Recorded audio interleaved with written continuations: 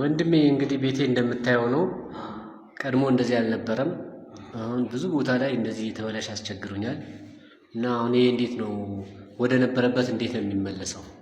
ይሄ እንደዚህ ሊሆን የቻለበት ምክንያት መጀመሪያ በጥሩ ባለሙያ ያለመሰራት ችግር ነው። መጀመሪያ በጥሩ ባለሙያ የሚሰራ ይሄ እንደዚህ ሊሆን አይችልም ማለት ነው። ይሄ ደግሞ እኛም በምንሰራው አይነት ብዙ ቦታ እንደዚህ ነገር ያጋጠመናል። ይሄ እንደውም ያንተ ቀላል ነው። ከዚህ በለጠ ግድግዳዎችን አጋጥመናል። ይሄን ግድግዳ ደግሞ ቆርቆረን ፈቅፍቀን በጣም ከበፊቱ በተሻለ ሁኔታ አሳምረን እናስረክባለን ማለት ነው። ይሄ በቃ በጣም ስራችን ነው። ብዙ ቦታ እንደዚህ ሰዎች ስለሚያጋጥሙ ብዙ ቦታ ከዚህ በተሻለ ከዚህ ባሰበት ልብስ ሰርተን አሳይተናቸዋል።